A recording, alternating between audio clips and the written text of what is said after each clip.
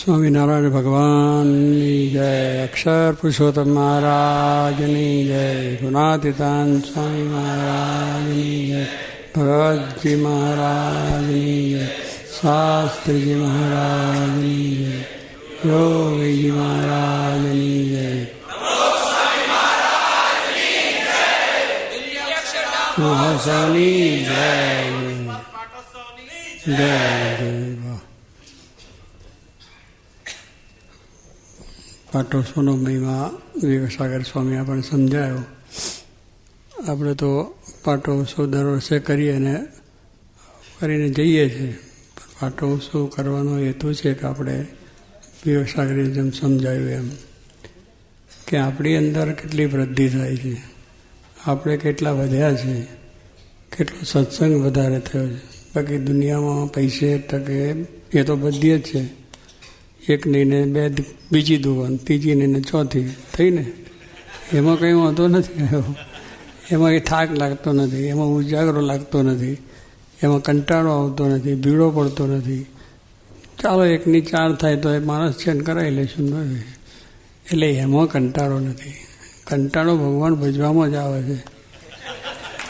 એ સારું નીત ઉઠીને મંદિરમાં જવું, નીત ઉઠીને પૂજા કરવી, માળા કરવી, ફરી તિલક કરવું, એમાં વધારે શરમ આવે કે કોઈ આપણને શું કહે છે, ભગતડો કહે છે, કે સ્વામિનારીઓ કહે છે કે શું કહે છે, એટલે શરમ આવે બહાર જતો.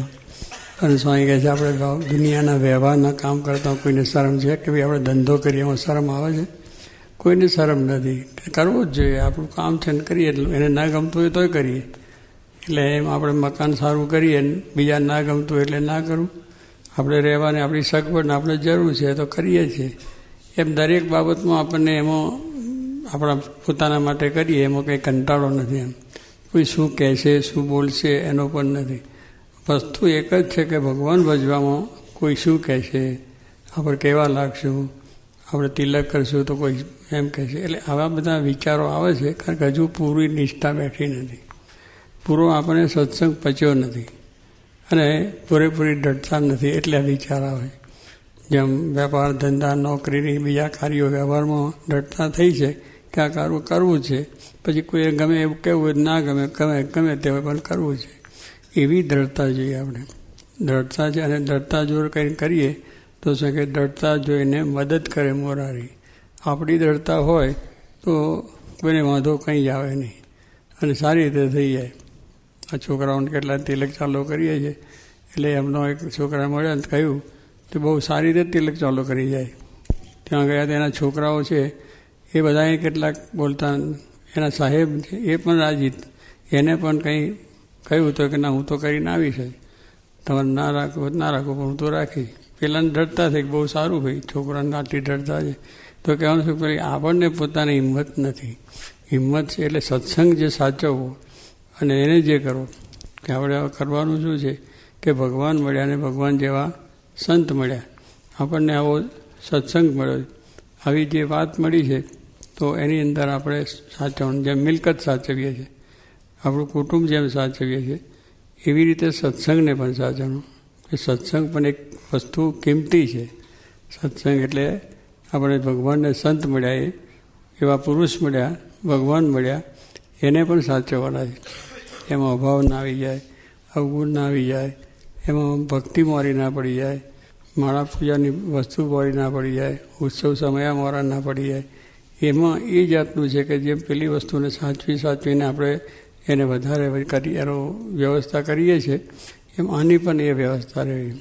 દરરોજને દરરોજ આપણે આ વસ્તુનો લાભ. હવે આપણે સત્સંગ થયો અને સત્સંગના જેમ મિલકતને વધારવા માટે બીજા ઉપાયો કરીએ છીએ. વધારે દુકાનો કરીએ કે બીજું કરીએ કે આયોજન કરીએ કે વધારે આપણો વ્યવહાર વધારે થાય.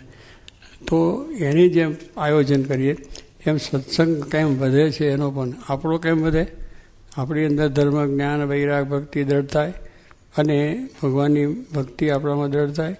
એવી ને એવી બીજાને પણ આપણે કરાવી શકીએ. એ વૃદ્ધિ થાય એનું. જેમ એકથી બે દુકાનો થઈને બેની ચાર થઈ જેમ વાત કરીએ છીએ કે વૃદ્ધિ થયું કહેવાય. એક હોય ને ફરી પછી એ કંઈ રહે નહીં, એ કંઈ વૃદ્ધિ ના થાય તો ખોઈ નાખ્યું બધું. કારણ કે ઠેકાનું ના રહ્યું એટલે ખોવાઈ ગયું. એમાં સત્સંગમાં જો આપણે એવું ના હોય તો આપણો જતો રહે સત્સંગ, બીજાને તો ક્યાંથી રહ્યો, બીજો થયો. તો 12 મહિને આપણે પણ જેમ આપણા ધંધા વેપારમાં થોડો લાભ થાય એનો પ્રયત્ન કરીએ, એમ સત્સંગ માટેનો પણ પ્રયત્ન કે આપણે આપણા વર્ષની અંદર 1-2 જણને તો આપણા જેવા નિષ્ઠાવાન કરવા જોઈએ અને એને વાત કરવી જોઈએ. કારણ કે આપણે વાત કરવામાં ક્ષોભ ન પામો. સ્વામિનારાયણ ભગવાન છે, ગુણાજ સ્વામી મૂળ અક્ષર છે, સત્સંગ સાચો છે, તમે આવો અને જુઓ, લાભ લો, કથા કરો, વાર્તા કરો, બોલાવા, ચલાવો, બેહાડ, એમ કરીને પણ એના જીવને સત્સંગ કરવો. અને આપણા સગાવાલાને પણ કરો, કારણ કે કેટલીક વખત આપણા સગાવાલાથી સત્સંગ વધ્યા છે. કે કાશીદા મોટા બોચાસનના હતા, એમને સત્સંગ ભગવાન સ્વામિનારાયણનો થયો, પછી એમને એવો ભાવ કે મને સત્સંગ થયો તો મારા હગાવાલાને પણ કરાવવું મારે. તો એને જઈને વાતો બધી કરે, ઘરોઘર જઈને એકબીજા સગાવાલા, એના સગાવાલા. પછી મહારાજને પણ એક વખત પોતે બધા એના 35-40 ગામોની અંદર માફોને ગાડી આપણે લાકડાનું હોય ને એ માફો કહેતા હતા, એમાં બેસાડીને મહારાજ લઈ ગયા. એમના સગા, પછી એમના સગા, એમના સગા, એમના સગા, એમ બધી ફેરવી બધે સત્સંગ થયો. કહેવાનું શું છે કે આપણે એવું છે, આપણે ત્યાં સગવો આવ્યો હોય ને, ભાઈ આવ્યો કે પછી કોઈ બીજા માણસ પણ આપણા કોઈ આવ્યા હોય તો તે દાડે આપણે કહીએ કે હવે મંદિરમાં જવું છે ને કેમ આ વેવાઈ આવે છે નથી જવું. પણ વેવાઈને કહીએ કે એના આપણા મિત્રને કહીએ, વેપારીને કહીએ કે હાલો સત્સંગમાં, તારે આપણો સત્સંગ કરવો, એને સત્સંગ કરાવવો છે આપણે.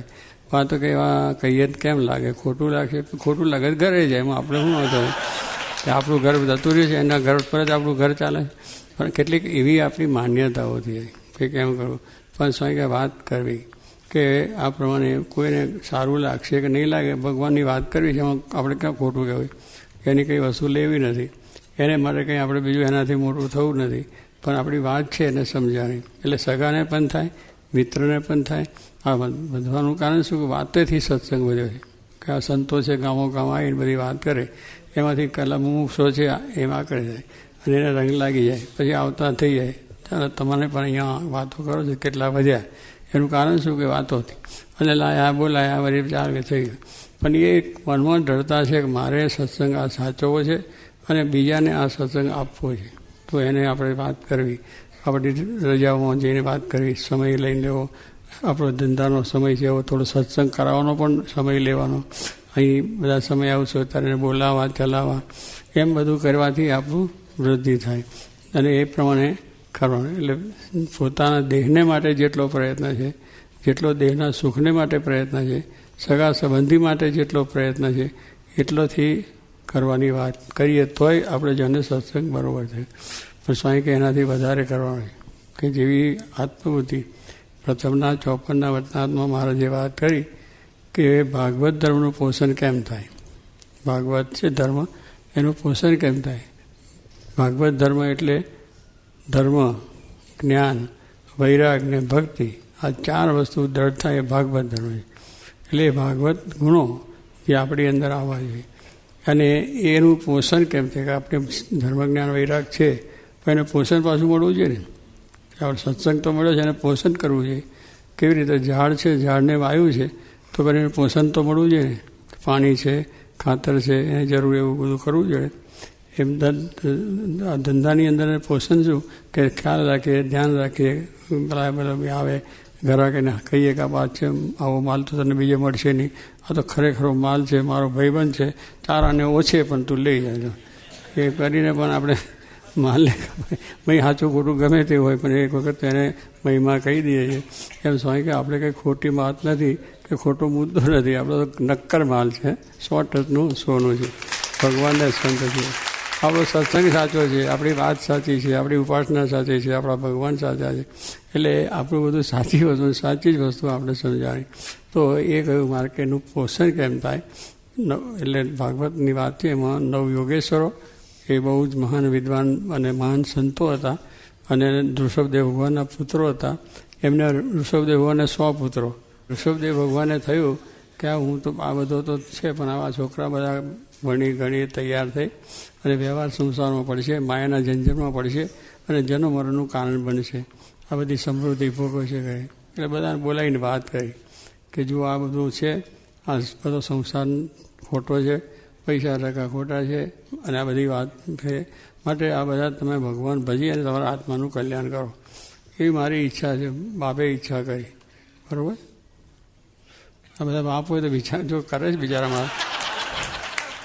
અમારા ઘણા છોકરાઓ આવ્યા અમેરિકા, આ બેઠા છે, લોયર થઈને એક તો આવ્યા છે, બીજા બધા એક સારી સારી ડિગ્રીઓ છે, કંઈ બધા ડિગ્રી વગરના નથી, અને સારી નોકરીઓવાળા છે બધા. એ છે હવે એક સાગર પણ એમની ડિગ્રી કરી હતી, એમના પિતાશ્રી પણ લાખો બધા ડૉક્ટર સહિત ડૉક્ટર થયા છે. આપણી આવામાં છે અત્યારે કોઠારી બેઠા છે ને, એ પણ સારા કુટુંબોને લખવાને બધા એન્જિનિયર છે. એટલે આવા બધા છોકરાઓ મા બાપે આપ્યા છે. કેમ? એમને સમજાવી વાત છે કે ભાઈ આ પણ એક કરવા જેવી વસ્તુ છે, સાચી વસ્તુ છે, તો સાચી વાત. એટલે છોકરાઓને આ પ્રમાણે સાધુ ન કરીએ તો કંઈ નહીં, પણ સત્સંગ થાય તો એટલો ટાઈમ લેવો ને. ઘરની અંદર છોકરાને સત્સંગ થાય એટલો ટાઈમ તો આપણે કરવો, તો પણ જાણે સાધુ કર્યા જેવું જ છે. એને સત્સંગ સારો રહે, એ પણ આત્મા એનોય ટાઈમ ના હોય. વ્યવહાર સંસારનો છે, પણ સત્સંગ થાય, આવે જાય, એથી પ્રીતિ થાય. એ પાછું તમે અત્યારે ઓર્ડર કરવા જાઓ તો પછી કોઈ માને નહીં, તો આપણા કરતાં ડબલ ઓર્ડર આપણને કરે. અત્યારે છોકરા બનેલા ડબલ ઓર્ડર આપણને કરે. એની જોડે પ્રેમ રાખો, એ જ રાખો, બેસો, કેમ છે ભાઈ, શું છે, ચાલ મંદિર આ તે, એટલે એમ કરતા થાય. અને આ રીતે જ છોકરાને થાય. એના ઘરમાં સત્સંગ, મા બાપને સત્સંગ, એટલે સત્સંગ થયો. એટલે એ ઋષભદેવ ભગવાને કહ્યું, ભાઈ જો આ બધું છે, મને તમે મૂકી દો અને કોઈ મોટા પુરુષની પાસે જઈ ભગવાન પછી આત્માનું કલ્યાણ કરો. 100ને રંગ લાગી ગયો બધાય. એમને વિચાર ના થયો મારા વંશનું શું થશે, મારી પાછળ વંશ કેમ નહીં ચાલશે, કશું નહીં, વંશ ચાલે કે ના ચાલે. ભગવાન રાજી થાય એ મોટી વસ્તુ છે. પાછળ છોકરા કેવા થાય કંઈ ખબર છે આપણને? વંશ તો જે ભગવાન ભજે ને આપણા વંશ સાચવે કહેવાય, એ વંશ સાચવે કહેવાય. બાકી દુનિયામાં ધમાલ કરે ને 1000 જાતના નખરા કરે ને આપણું આબરૂ બગાડે ને આપણી બધી વસ્તુ બગાડીએ કંઈ છોકરો. એ છોકરો છો વારે છોકરો અને દી વારે દીકરો. જો સંસ્કાર આપ્યા તો દીકરો બને કે સારી રીતે આપણું બધું પાછળ. એટલે બધાને થઈ ગયું ગયા. એમાં ઋષભ ભરત રાજા મોટા હતા, એ રાજા થાય. ભારતનો જે રાજ આપણે નામ કહીએ ભારત, એના દેશ એના નામથી થયું. અને બાકીના બધા સાધુ થઈ ગયા. એમાં 900 બહુ યોગેશ્વર થયા, એટલે બહુ વિદ્વાન સારા ત્યાગી, એકદમ ત્યાગી ધનશ્રી. એ બધા ફરે અને ઉપદેશ આપે. એક વખત જનક રાજાના દરબારમાં ગયા અને ત્યાં બધો સંવાદ થયો. હવે એ બધાનો પ્રેમ કેટલો. જનક રાજા પણ જ્ઞાની હતા, આ બધા પણ જ્ઞાની હતા. એટલે જનક રાજા ઊભા થઈ અને બધા નવયોગેશ્વરને સાથે મળ્યા. એકદમ આપણને લાગે કે રાજા ગાંડા જેવો છે, બધાને સાથે 9 યોગેશ્વરને ભાગમાં ગાળીને મળ્યા. પણ એમ કહ્યું કે રાજા એમ કેમ કે ભાઈ જુઓ, મારો દેહનો નિર્ધાર, એને જ્ઞાન કેટલું હતું, જાનપૂર્ણની વાત કરીએ છીએ. વ્યવહાર સંસારમાં હતો તો પણ મને દેહનો નિર્ધાર નથી. આમ ક્ષણમાં પડી જાય, વાર લાગે છે. આ દેહ પડવાની કોઈ વાર લાગે છે? ક્ષણમાં ચાલ્યો તો આપણે બેઠા છે ને ઉપડી જઈએ, જોડે બેઠા છે ને હમણાં સવારે ના હોય. એટલે આવી બધી પરિસ્થિતિ સર છે. એટલે જનક રાજાને આ જાનપૂર્ણ અખંડ હતું કે આ દેહનો નિર્ધાર નથી ને ભગવાન ભજવાનું છે એ અવશ્ય કરી લેવું. એટલે યોગેશ્વર જેવા સંતો આવ્યા તો હું જો એકને મળવા જાઉં તો બીજા પાછા રહી જાય કોઈ, અને મારો દેહ પડી જાય એટલે બધાને પડ્યા. તો એ અને પછી બેઠા વાતોચીતો કરીને પ્રશ્ન ઉત્તર બધા ચાલતા હતા. એની અંદર આ પ્રશ્ન થયો કે ભાઈ ભાગવત ધર્મનું પોષણ કેમ થાય અને જીવનું કલ્યાણ કેમ થાય. આ એક પ્રશ્ન છે. આધ્યાત્મિક પ્રશ્નો હોય, આપણે તો જગતના માયાના પ્રશ્નો કર્યા કરીએ, એક ઉતારો બહાર જઈને કરવાનો. અહીંયા તો આપણે ભજન જ સત્સંગ માટે જ આપણે આવીએ છીએ. ઘરમાં પણ આપણા ઘરમાં એ હોવું જોઈએ. હગો આવ્યો હોય, વાલો હોય, મિત્ર આવ્યો હોય તો 2 ઘડી વાર 2 વાતો તો કરી. આપણા દુકાનમાં બેઠા હોય તો 2 ઘડી 2 વાતો તો મૂકી જ દેવી. કે મગરભાઈ આફ્રિકાવાળા સ્ટેશન માસ્ટર હતા તો જે ગાર્ડને, ટીટીને, એના પેલા ફટફટાવાળાને, વાંધાવાળાને, ઇન્જિન ચલાવતો બધાને બોલાવીને વાત કરે. ઊભા રહે 2 મિનિટ, ગાડી મોડી પહોંચવી. અને કોઈને વેપારી હોય ને, વેપારી વેગન જોઈએ ને તો વેગનને કહે કે આજે તારે ભરવું છે કે અઠવાડિયા પછી? તો કે ભાઈ આજે જ ભરવું. તો મારી વાત સાંભળ, 1 કલાક વાત, સત્સંગની વાત 1 કલાક કરે, પેલો ખુશ થઈ જાય, એનું કામ થાય, એનું કામ થાય. એટલે કહેવાનું કે એવું છે કે આપણે જ્યારે આપણને ટાઈમ કહે છે, no time, I am very busy. શું બીજી? આખો દાડો મોછો મારતા હોય અને જગતનું આખો ગપ્પણો મારતા હોય, ટીવી જોતા હોય અને બારહો મારતા હોય, અને માં એમ બીજી. આ બીજી છે કંઈ નહીં. એટલે કે ઘરનું નહીં, ગામનું બધું બગાડતા હોય. પણ આવી રીતે માણસ એમ કરે. પણ આ જો માણસ છે વ્યવસાય કરે. શિવલાલ શેઠ હતા એ પણ મોટા 9 લાખના વેપારી હતા, મોટી દુકાન, મોટા સારામાં સારા વેપારી અને સારી પ્રતિષ્ઠાની, પણ તોય એક ચોપડો વચનાવરો ભેગો રાખે. ગ્રાહક આવે એને વાત કરે લેવા દેવાની બીજી, પણ પછી ચોપડો પહેલો સમજાવે અને પછી જે કંઈ વસ્તુ લેવાની આપે. તો એને ટાઈમ તો ન થયો, પણ એને એમાંથી ટાઈમ કાઢીને 5 મિનિટ પણ પહેલાં ગ્રાહકને સમજાવે, વાતચીત કરે. એટલે એટલો આગ્રહ કહેવાનું શું છે કે આપણે આટલી વાત છે 2 શબ્દો નાખી દઈએ તો આ સ્વામી કહે ઉગશે. જો કે મહારાજ કહેતા કે ભગવાનની પ્રસાદનો ટુકડો એ કુકડો થઈને બોલે, એમ આપણી ભગવાનની વાત છે, સંતની વાત છે, સાચી વાત છે, એ જો એના શબ્દો પડી ગયા તો એને અંદરથી ઉગશે, એને સંસ્કાર પડશે કે આ વાત હતી, કોક દાડો પણ એનો પાછો ઉદય થાય. અમારા ડૉક્ટર સ્વામી છે એ બધા હરિભક્તોને વાત કરે છે કે તમારા છોકરાનો જન્મ થાય તો પહેલાં પેલું કાનમાં કંઈ ઉજ્યા સ્વામિનારાયણ. એ છોકરો તો સમજતો નથી, એને કંઈ બીજું છે નહીં, પણ એને નાનપણમાંથી જ આટલી વાત તો નાખી જ દેવી. એટલે આપણે ગળ સુધીના સંસ્કાર કહીએ છીએ, એ ગળ સુધીના સંસ્કાર. આવ્યો ત્યાંથી એના ભગવાનની વાત, આ તો આવ્યા ત્યાંથી બેટા તું મોટો થઈ જાય ને પૈસાદાર થઈ જાય ને તું બહુ ધનવાન થઈ જાય. એટલે ભાઈ એ ધનવાન થવાનો છે, તમે નહીં કહો તો એ થવાનો છે, આ ભગત નથી થવાનો એની વાત તૈયારી કરો. તો એ ડોક્ટર કે આપણે નાનપણથી જ આ સંસ્કાર એ કહે છે, પાનમાં ફૂંક મારી દેવી કે જય સ્વામિનારાયણ. તો કહેવાનું શું છે કે આમ બાપે વાત કરીને બધા થયા, એ માનવ ભાગવત ધર્મનું પોષણ. એટલે સ્વામી મહારાજે ઉત્તર કર્યો કે આ પ્રમાણે ધર્મ, જ્ઞાન, વૈરાગ, ભક્તિ, યોગ્ય 4 ગુણે સંપન્ન એવા શ્રોત્રિય બ્રહ્મનિષ્ઠ જે સંત, એકાંતિક સંત જેને કહીએ છીએ, ગુણાતીત સંત કહીએ છીએ, એવા સંતનો સમાગમ થાય તો ભાગવત ધર્મ પોષણ થાય. આપણને આ સત્સંગ છે એ સંતો આવીને તમને વાત કરી કરે છે, એટલે આપણે ઢીલા પડીએ, પણ એ આવીને પાછા વાતો કરી કરીને ઊભા કરે છે. એટલે એનું પોષણ થાય. એટલે શું, પાણી વાવીએ, ખાતર નાખીએ, બીજી સારવાર કરીએ તો ઝાડ મોટું થાય છે, પોષણ થાય. એટલે એને વધારે બળ મળવું જોઈએ. તો એ કથા વાર્તા કીર્તન ભજનથી થાય. આ મંદિર રવિવારની સભા શું કરો છો કે માગે કે આપણું બળ રહે, આપણું સત્સંગનું આગળ વૃદ્ધિ થાય, આગળ એ થાય. તો એ પોષણ મળ્યું તો આપણે બેઠા જ બધા, તો સાગે પોષણ થાય. અને ભાગવત ધર્મ આ સંત જે છે એમના થકી ભાગવત ધર્મનું પોષણ થાય અને જીવને મોક્ષનું દ્વાર પણ ઓપન થાય. પ્રથમ 54 છે, વાંચજો બધા, બહુ નાની ચોપડ બતાવે છે, પણ એ મોક્ષનું દ્વાર ગુણા સ્વામી કહે છે આમાં મોક્ષનું દ્વાર મહારાજ બતાવી દીધું.